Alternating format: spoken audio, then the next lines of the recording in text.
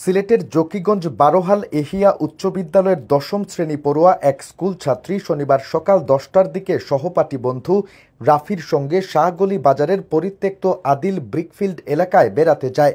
সেখানে পৌঁছার পর তার অপর 4 বন্ধু তাদের গোপনে ছবি তুলে এরপর ছবি ভাইরাল করে দেওয়ার হুমকি দিয়ে উপস্থিত 3 বন্ধু মিলে মেয়েটিকে পালাক্রমে ধর্ষণ করে এবং বাকি 2 জন ঘটনাস্থলে সহযোগিতা করে।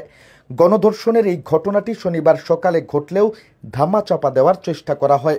অবশেষে মঙ্গলবার রাতে বিষয়টি জানাজানি হলে উপজেলা জুড়ে ক্ষোভ দেখা দেয়।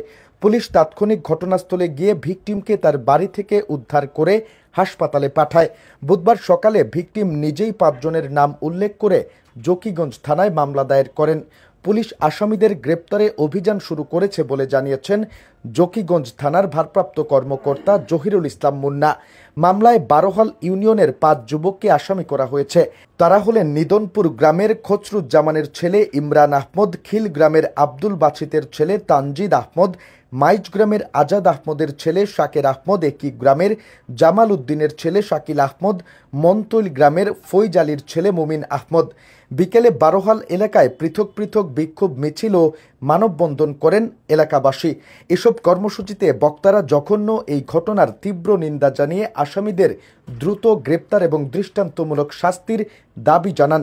জকিগঞ্জ থানার ভারপ্রাপ্ত কর্মকর্তা জহিরুল ইসলাম মুন্না বলেন, শনিবার ঘটনাটি ঘটলেও ধামা চাপার চেষ্টা করা হয়। মঙ্গলবার রাতে খবর পেয়ে আমরা ভিকটিমকে উদ্ধার করি এবং পরিবারকে অভিযোগ দিতে বলি। বুধবার সকালে মামলা হওয়ার পর থেকে আসামিদের গ্রেপ্তারে অভিযান চলছে।